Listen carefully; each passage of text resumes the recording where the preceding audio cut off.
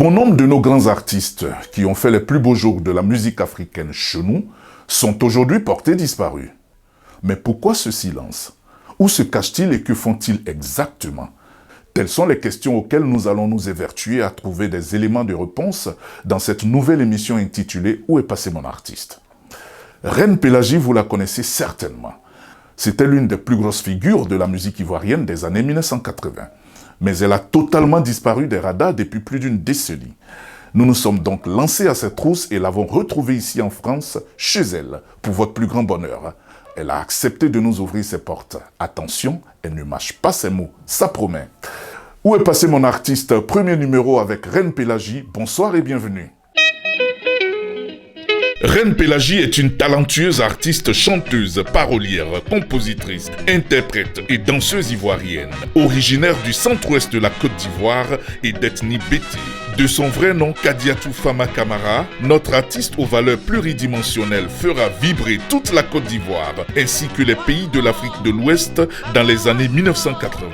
Avec les titres tels que Aza, Ouattara, Biandé, Yassé et j'en passe, Reine Pélagie saura s'imposer définitivement dans le cœur des mélomanes africains à travers la revalorisation des rythmes du terroir ivoirien. Aujourd'hui absente de la scène musicale et cela depuis plusieurs années, notre équipe de production s'est lancée à cette trousse et l'avons retrouvée chez elle, en banlieue parisienne, dans une localité dont nous tairons volontairement le nom, en pleine préparation des festivités marquant ses 45 années de carrière musicale. Et bien voilà, nous sommes arrivés. On va se diriger là. C'est ici qu'habite Reine Pélagie. Suivez-moi.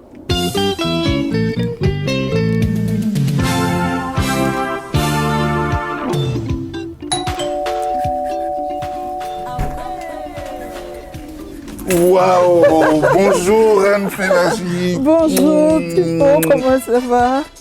Ça va bien, enfin vous, hein? Oui.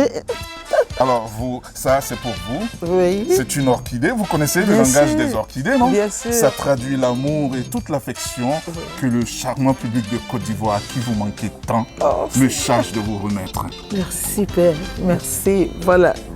Oh là là, c'est On a choisi un gentil. pot, comme ça vous pouvez le garder longtemps. Oui, bien sûr, c'est On peut vraiment entrer chez vous, gentil. Reine Pélagie? Oui, vous êtes les bienvenus.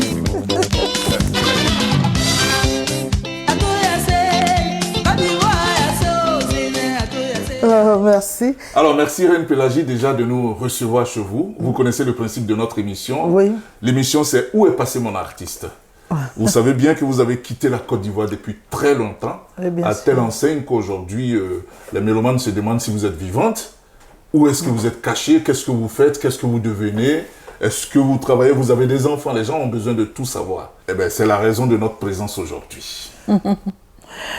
Oui, mais vous savez, quand ça ne va pas en famille ou bien ça ne va pas dans votre pays, vous vous cherchez. Quand vous n'avez rien demandé et qu'on vous badigeonne de tout ce qui n'est pas bon, vous préférez vous éclipser pour laisser l'orage passer. D'accord. Donc c'est tout. Merci. Alors, Reine Pélagie, comment vous portez-vous? Je me porte bien. Alors, cette émission va s'articuler autour de 3 axes principalement.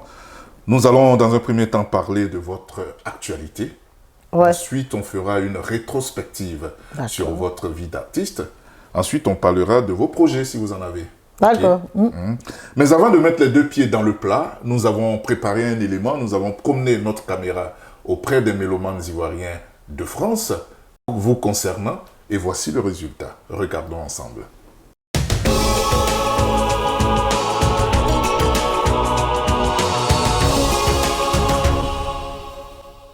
Maman Reine Pélagie, c'était une mère pour nous, c'était une femme dynamique, une artiste que j'ai beaucoup aimée à mon enfance.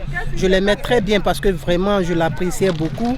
J'aimais bien son talent, en tout cas c'est une mère que j'aime beaucoup. Ma fille Reine Pélagie, on t'attend sur les scènes ma chérie. Tu as disparu il y a longtemps. En fait, tu es revenir là.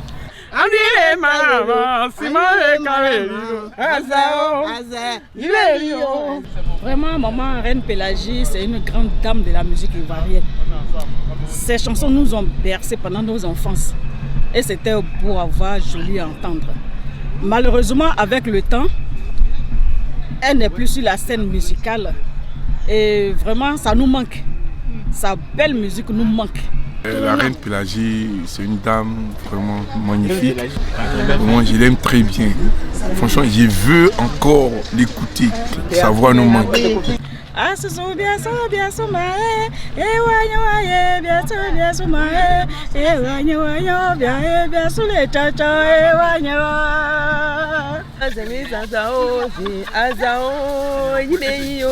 Ah, franchement, c'est une maman qui a vraiment baissé notre enfance. Et c'est une dame que j'aime beaucoup.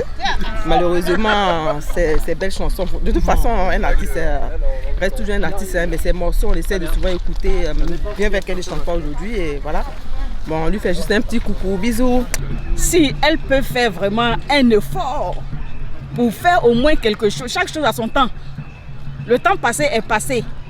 Mais dans le présent, on peut toujours créer. Donc elle nous revienne sur la scène musicale. Ma soeur Reine Pélagie, ma star, ma fille, parce que tu es notre fille gros. Donc j'ai le droit de t'appeler ma fille, même si tu es plus âgée que moi, mais tu restes ma fille. On a encore besoin de te voir sur la scène, parce que ta voix nous manque. C'est à Yassé, Côte d'Ivoire Yassé, Côte d'Ivoire Yassé. Bonjour maman Reine Pélagie. Moi je suis camerounais. Tu as baissé mon enfance, j'ai dansé sur tes belles mélodies. Aujourd'hui apparemment on écoute tes mélodies. Pourquoi? J'aimerais vraiment que tu reviennes sur la scène, nous refaire encore tes belles mélodies qui m'ont bercé, qui ont bercé mon enfance, qui a fait danser tout le Cameroun et toute la Côte d'Ivoire et toute l'Afrique. Reine Pélagie, tu nous manques. Ton son me manque, tes sons, tes beaux sons. Je n'entends plus, nous on ne peut pas les couper, décaler. On veut tes sons. Donc reviens, on veut t'entendre toujours. Azao, Iberio, Donc Pélagie, tu as vu le morceau qu'on vient de chanter là? Tu nous manques. C'est un gourou mais on ne comprend pas. On s'est débrouillé quand même pour te dire qu'on pense à toi. On pense à toi. Donc on t'attend sur C'est la des vieux scène. morceaux, donc on se rappelle de toi. Ta voix là, ça nous manque. Ça nous manque. Notre fille, pardon, revient sur la scène. C'était maman Gourou qui ont chanté pour toi là. Même si on a mélangé les... Au moins... Ida. Retour sur le plateau de Où est passé mon artiste avec Reine Pélagie qui nous fait l'honneur de nous recevoir chez elle ici. Reine Pélagie, quel regard portez-vous sur toutes ces interventions qui viennent d'avoir lieu? Elles sont bonnes. C'est-à-dire moi-même, je n'ai jamais eu de problème avec mon public ivoirien, non. Le problème que j'ai eu, c'est un problème purement familial. À un moment donné, il faut que vous sachiez que les artistes sont des humains aussi et ils peuvent être choqués pour quelque chose qui n'est pas bien. Et moi, ils ont failli finir avec moi, mystiquement, et puis verbalement, c'est-à-dire ils m'ont jeté l'opprobre. À la vindicte populaire, les Ivoiriens pouvaient finir avec moi. Mais... Quand vous parlez d'Ivoiriens, vous parlez de qui? Je parlais de certains Ivoiriens qui croyaient que le mensonge que les gens avaient... Dans le milieu artistique? Non, le milieu politique. Pourtant, je ne fais pas politique, je n'ai jamais eu de carte de membre d'un parti que ce soit. Donc, pour rien comme ça, on me peint en noir. Oui, on m'aurait donné de l'argent pour tuer certaines personnes qui ne vont jamais mourir. Ah oui, vous avez ce pouvoir-là? Mais c'est là qu'il faut leur demander. Donc, vous voyez, donc les gens qui sont immortels, et puis on t'accuse, toi, pauvre personne, pour dire, toi qui es mortel, on t'accuse, oh, tu as tué quelqu'un. Bon, quand c'est comme ça, ça fait un peu de remue-ménage. Et c'est pour ça que vous quittez la Côte d'Ivoire. Ça fait d'Ivoire. que je suis partie de la Côte, mais ça c'est en 2010, hein. Sans quoi, celui dont vous parlez, j'avais fait un concert en 88 à Oufo-Boigny où j'ai fait Pidé. J'ai sorti l'album Pidé qui était enregistré par Juan Pierre, le père de Arafat. Oui. Et les gens sont allés dire au président, j'ai fait un concert endossé parce que j'avais fait Yassé. Et ça durait, bon, il y avait des vents qui me parvenaient pour dire non, le président, il t'aime beaucoup et tu n'as pas fait sa chanson. Bon, je suis rentré en studio, j'ai fait un 45 tours, Kabolo et puis Pidé. Et j'ai fait le concert à l'Hôtel Ivoire. Et voilà, ils sont allés dire au feu, tu ne bouges pas, hein, le concert là, c'est pas de toi. c'est de son parent là qu'elle parle, mais c'est pas pour toi. Et vous pouvez être fâché. D'accord. Oui. Et donc, il fallait que je quitte le pays parce que je ne me sentais pas bien. Et je suis venue en France ici. Il y avait l'ambassadeur Aïdara qui était là, très gentil ambassadeur, que son âme repose en paix. Et quand ça n'allait pas, un matin, il m'a appelé, il dit, ma fille, tu sais, non? J'ai dit, je sais, papa. Il dit, d'accord. Et puis, je me suis avancé en Angleterre.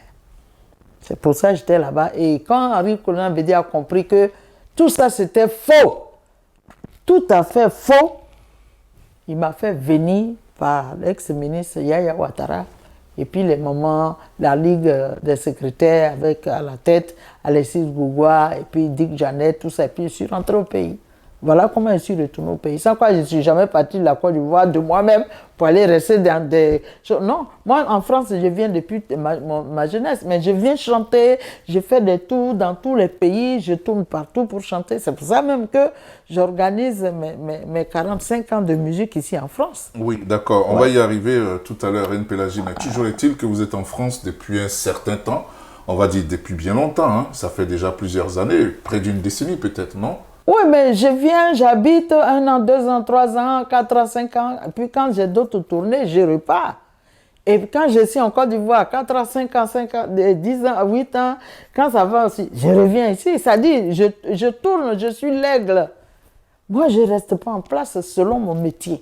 Oui, mais d'accord, ok. Alors, donc, votre métier vous permet aujourd'hui de faire le tour du monde, on va dire. C'est ça. Ok, d'accord. Reine Pélagie, quels sont donc, vous nous recevez déjà dans cette superbe maison, hein.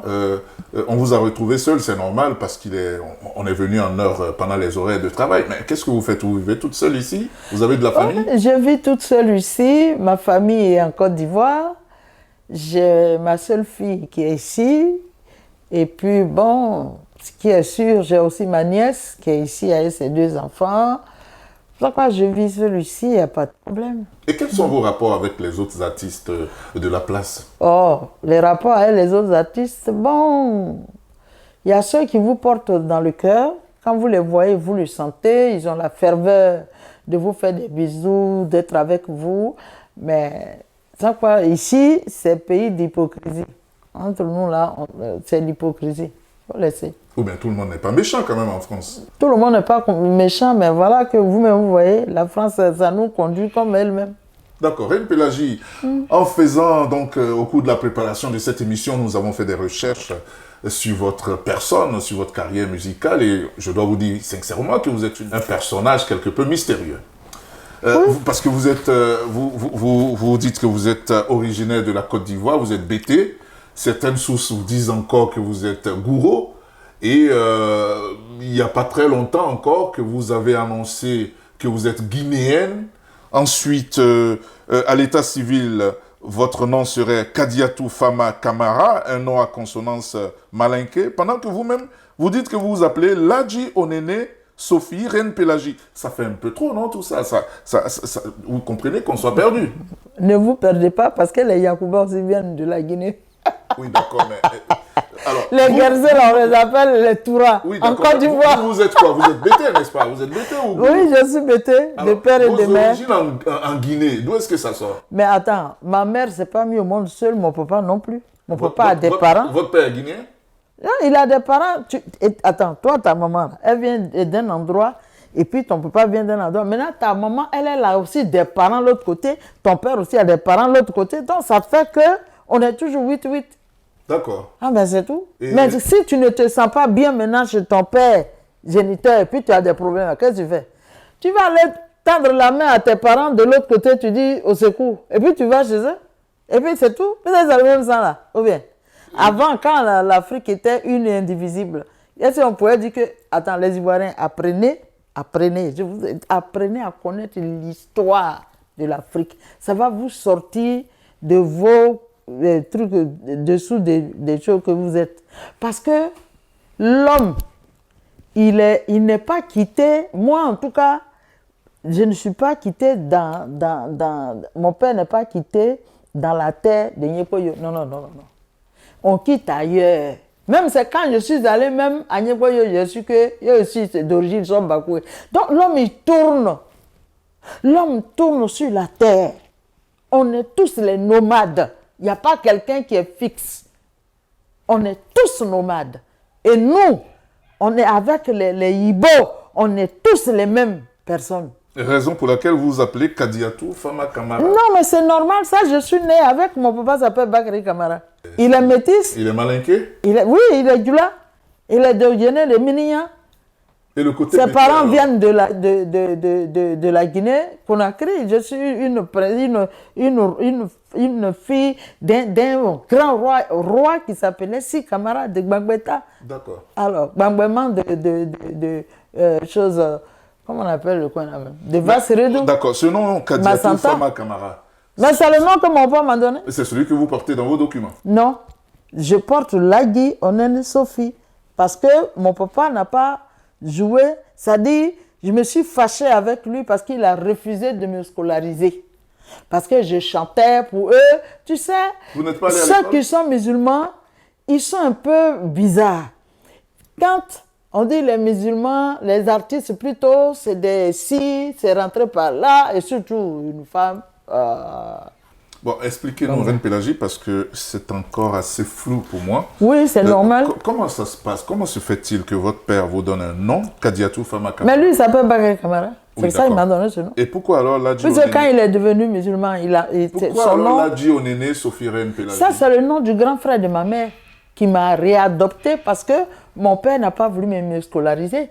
À cause de cette histoire des chansons. D'accord. Parce que chez les musulmans, quand tu es femme et puis tu veux chanter, c'est difficile. D'accord, mais après vous avez été scolarisé par votre oncle. Oui. Et c'est lui qui vous a Lagui donné le- Edouard, oui. Ok. Il vous a renommé votre oncle. Oui, parce qu'il fallait que j'ai quand même une identité pour aller à l'école. Et vous êtes allé à l'école Et par reconnaissance, je garde ce nom. Jusqu'à quelle classe vous avez quel niveau? Oh, j'ai mangé que du taro, plein de bananes, boyo, plein de bananes même non mûres. On a compris, Reine Pélagie, C'est bon.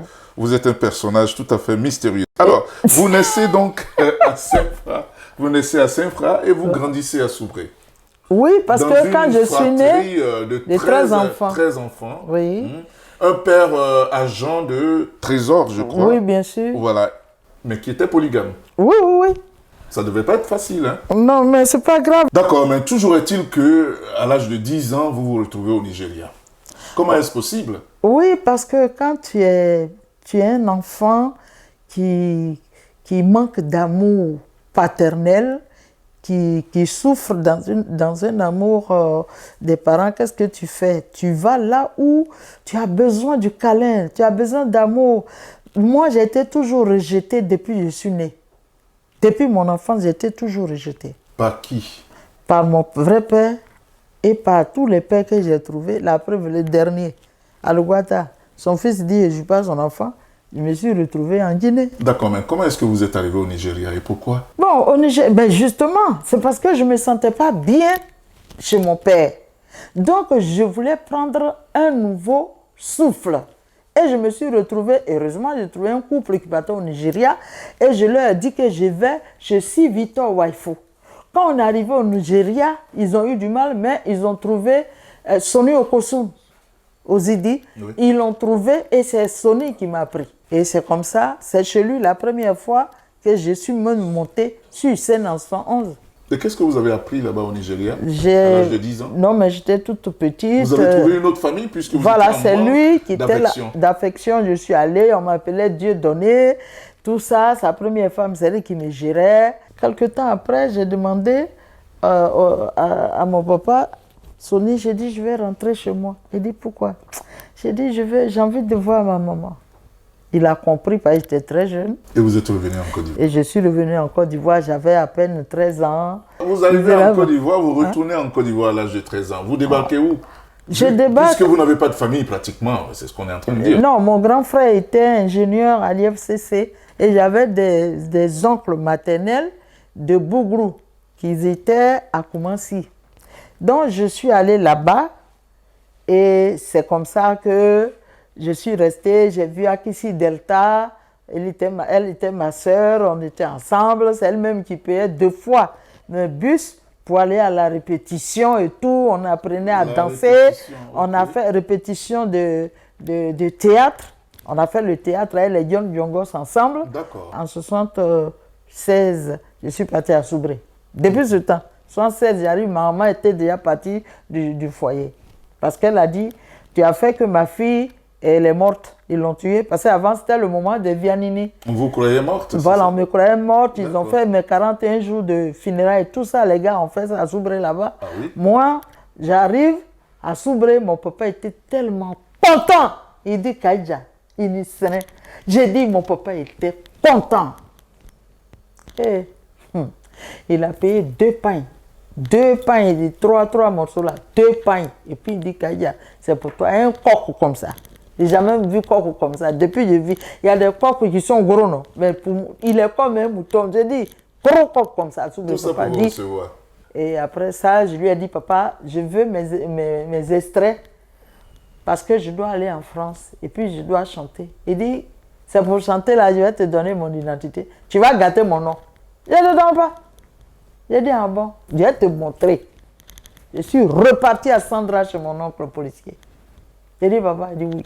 J'ai dit, je suis parti chez mon papa, il dit, ne me donne pas extrait. Il dit, il ne faut même pas t'inquiéter. Il est parti, il a fait extrait dès qu'il est arrivé le 16 décembre 1961. Oh! Reine Pélagie, à quel moment vous commencez à vous intéresser à la musique? Ah, là, j'étais enfant quand la musique s'intéressait à moi. Parce que mon papa avait la phono qui jouait la musique. Donc quand ça joue, il paraît, la journée, j'écoute. Et puis la nuit, bébé dort. Et puis un coup, je commence à chanter. On dit, ah, l'enfant s'est réveillé. On va, je suis en train de... J'ai fini net et je continue de dormir. Voilà comment la musique s'est imposée à moi. D'accord, mais moi je voulais plutôt parler de la musique chantée parce que vous êtes... C'est de ça que je parle. Oui. Vous êtes passé probablement dans un groupe musical. Tous les groupes à l'époque de Côte d'Ivoire. Comment vous avez rencontré la personne qui vous a propulsé? D'abord, j'étais avec Fax Clark. D'accord. Nemele Fax Clark. Oui. Ça dit, c'est mieux d'avoir un patron comme ça. Parce que tu fais quelque chose, c'est pas bon, et puis on t'applaudit là, il faut savoir que c'est pas normal. Je dis, c'est moi qui réveillonnais pour les Français en Côte d'Ivoire avec l'orchestre Fax Clark. On voulait forcément que je vienne chanter. Je dis, je chante, les Européennes là, elles plient l'argent, 50 000, 100 000, puis elles me donnent ça pour que je... Lui, quand les gens m'applaudissent, il se lève, il m'applaudit, il dit, dans la loge, il dit, ce n'est pas ça, hein? Oui, mais d'accord. Mais à quel moment vous avez pensé, vous avez compris que vous pouviez être une star de la musique ivoirienne? Je n'ai pas compris, je n'ai même pas cherché. C'est venu à moi. Le premier disque, Hasard, c'est sorti en 1960. Non, en 1980. 1980. Oui, le 27 ou 24 septembre 1980. Oui. Voilà. C'est sorti avec le producteur s'appelle A.A. Maïkano. D'accord, Maïkano, oui. Ouais. Et donc, A.A. Maïkano, et c'est lui qui est rentré en contact avec moi. Et puis, il m'a pris avec ma soeur Gégé Leopoldine, paix à son âme. Et il nous a emmenés au Togo. Et au studio Nikona Point. Vous sortez donc Hasard en 1980. Oui. Un disque donc, qui a 89, vraiment cartonné, comme on le dit en France. Ça vous a ouvert des portes? Oui, ça a ouvert. C'est ça qui a fait le premier succès de Reine Pélagie, Hasard et la lettre. Même les portes présidentielles? Non. Non. À quel moment vous avez rencontré le président Houphouët-Boigny? Ça, c'est en 83. C'était à quelle occasion? Non, c'était l'anniversaire de maman Thérèse Houphouët-Boigny. D'accord. Et puis, il a voulu, il y avait celui qui recrutait les artistes. Je reconnais ça en George Benson et je lui dis merci aussi pour cela. D'accord. Donc, moi, en général, quand tu fais des bonnes choses, je les reconnais. Mais quand tu fais aussi des mauvaises, je les reconnais. Et c'est comme ça, ce jour-là, j'ai rencontré le président Houphouët-Boigny. C'était la seule fois? C'était la première fois. D'accord. Et quand je l'ai rencontré, comme Benson, dans ses affaires, il fait chanter ma soeur Aïcha 3-4 chansons, quand moi, il doit chanter 2 ou 1 chanson. Bah, lui, c'est sa politique comme ça. Il est comme ça, il est toujours gauche-gauche. Vous dénoncez tout le monde. Hein, ah mais non, mais c'est la meilleure solution comme ça. Quand tu meurs, tu n'as pas beaucoup de difficultés devant l'Éternel. D'accord. Alors, vous avez rencontré le président Houphouët-Boigny. Donc, j'ai rencontré le président Houphouët-Boigny pour l'anniversaire de maman Thérèse. Et puis, j'ai pris le micro avant de chanter. J'ai dit, papa, nous sommes les artistes, des artistes de ce pays. Donc, quand on doit te rencontrer, il faut que tes gens l'acceptent qu'on te rencontre. Mais on veut venir te rencontrer. Puis, on dit, non, non, non, est-ce que notre micro là, c'est physique? J'ai dit, quand ils sont rentrés dans les loges, même seulement copieusement lavé. Mais ce n'est pas mon problème. Ça a ouvert la porte à tous les artistes. Après ça, vous avez rencontré d'autres fois le président Houphouët-Boigny. Ouais. Il donnait beaucoup d'argent, paraît-il, le président Houphouët. Le président était toujours généreux. D'accord. Et qu'est-ce que vous pensez de cette... Que répondez-vous à cette opinion qui dit que vous, votre catégorie, vous avez été les enfants chéris d'Houphouët-Boigny, il vous a tout donné, mais à un certain moment, la gestion a fait défaut à telle enseigne que beaucoup d'entre vous sont morts très pauvres chez eux, dans la misère. Oui, mais moi, dès que j'ai commencé, j'ai payé ma maison de la Riviera Golf, c'est ma maison. D'accord, vous avez investi. Oui. Et après ça, j'ai aussi créé même des salons à Yopougon qu'on appelait le salon de la reine, qui a donné le nom, comment on appelle, rue Princesse. Moi, j'avais cru que c'était les pharmacies qui sont bel avec... mais c'est moi, mon truc de reine, qui a fait rue Princesse. Pour dire que moi, j'ai toujours investi. Dans mon village à Logata, j'ai construit aussi. D'accord. Oui, moi, j'investis, mais je ne suis pas obligée de dire aux gens ce que j'ai fait, où mon argent part. Donc, si les gens, Houphouët-Boigny, il y a combien d'artistes dont ils s'occupaient? On n'était pas nombreux. Et puis, nous, dont ils s'occupaient, là, c'est nous qui sommes en vie. Ah oui? Qui? Oh bien, François Louga. Mais non, François Louga, il est tombé malade depuis les morts. C'est tout. Mais il n'y a pas eu... En tout cas, il y a des gens qui ont investi intelligemment, nous, les enfants du Houphouët-Boigny. Autre sujet très délicat, Reine Pélagie, peut-être pas, même pas. Hein. Vous avez effectué le mariage le plus pompeux à l'époque de la Côte d'Ivoire, le plus médiatisé. Mais un mariage assez curieux quand même, parce qu'il n'avait duré que moins d'un mois. Bon, je pense que c'était le fait que nous étions jeunes, chacun de nous. Et puis moi, personne ne vient me parler à l'oreille. On ne me dit pas, on dit. Donc l'autre, si vous êtes deux, l'autre aussi, il aime bien écouter aux portes ou bien aux ondits. Les ondits là, eux, ils vivent aux dépens de celui qui les écoute. Ben, je voudrais tout de suite dire que l'autre, c'était l'honorable sergent Honoré. Oui, d'accord, c'est lui qui a écouté ceux qui ne devraient pas écouter. Mais autrement dit, je n'avais pas de problème avec lui autrement. C'est parce que les gens lui ont dit des choses, mais il reste mon frère tout compte fait. Et du coup, on lui a dit des choses pas bien à votre égard, oui. Et il vous jette dehors. Voilà, et puis il crée des petits synopsismes. 25 jours. Après 25 jours de mariage? Oui, parce qu'il dit qu'il ne voulait plus se marier. Bon, enfin, je ne suis pas obligée de rentrer dans ces histoires, c'est vieux comme le temps, et puis c'est des trucs de jeunesse. Donc moi, je pense que je lui ai déjà pardonné, il a pardonné, je n'ai rien contre lui, et même s'il avait ses frères, ses sœurs qui étaient des entraves dans notre vie, tout cela, je les ai pardonnés, car nul n'est éternel sur la terre. On finit toujours par mourir. Donc, il faut faire des bonnes choses pour que tu y aies la bénédiction. D'accord. Reine Pélagie, si vous aviez la possibilité de reprendre une partie de votre vie, ce serait laquelle? Oh, c'est toujours ma musique. J'adore chanter. J'adore être sur ma scène. Et comme je l'ai déjà récupéré là, je suis bien. Seulement, si je savais que toutes ces méchancetés allaient m'arriver, franchement, je donnerais tout ce que j'ai pour éviter toutes ces méchancetés des humains à mon encontre. D'accord.